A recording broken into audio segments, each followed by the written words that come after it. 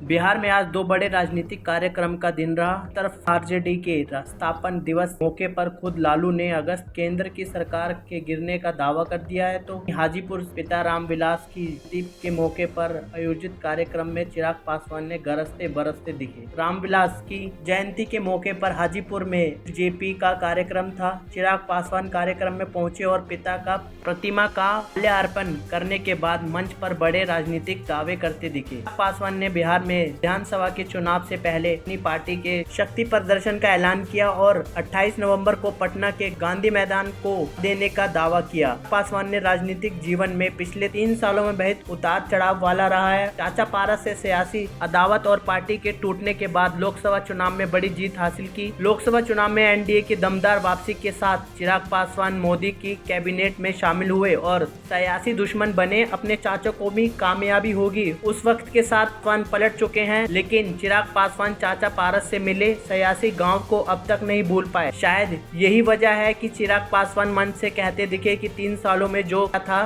सब कुछ पा लिया, लेकिन ये कहते हुए चिराग पासवान चाचा पारस को कटाफ नहीं बोले। जब चिराग पासवान ने बिहार की डबल इंजन की सरकार से लगातार गिरते पुल को लेकर सवाल हुए, चिराग पासवान सरकार के तंत्र को गिरते पुल के लिए बताते हुए जांच की बात कही। चिराग पासवान ने गिरते के लिए भ्रष्ट तंत्र को गिरते पुल के लिए जिम्मेदार बताया और जांच की बात कही। आपको दिखाते हैं क्या कुछ कहना है चिराग पासवान का। एक चर्चा हो रही है कि बिहार में पहले चुनाव हो जाएगा, पहले चुनाव होने की संभावना देख रहे हैं क्या? भाई चुनाव अपने समय पर होगा बिहार में।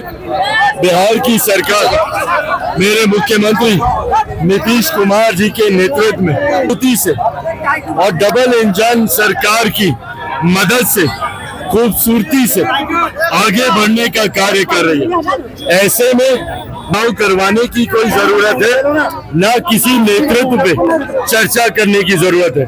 मुख्यमंत्री नीतीश कुमार जी के नेतृत्व में ही हम लोग अगला चुनाव लड़ेंगे और पुनः बिहार में एनडीए की सरकार बनेगी और ये एक ऐसी डबल इंजन की मजबूत सरकार होगी जो आने वाले 5 सालों में जिस सोच को लोक जनशक्ति पार्टी रामविलास आगे लेकर चलने का काम करती है, बिहार को फर्स्ट और बिहारियों को फर्स्ट बनाने में इस डबल इंजन की सरकार का आने वाले 5 सालों में महत्वपूर्ण योगदान होगा। डबल इंजन की सरकार है लेकिन पुल बहुत गिर रहा है भाई ये दुर्भाग्यपूर्ण है और ये चिंता का विषय भी है हम लोगों के लिए। जिस तरीके से एक के बाद एक कई पुल धराशायी हुए हैं, ये दर्शाता है कि गुणवत्ता के साथ समझौता किया गया है, भ्रष्टाचार हुआ है।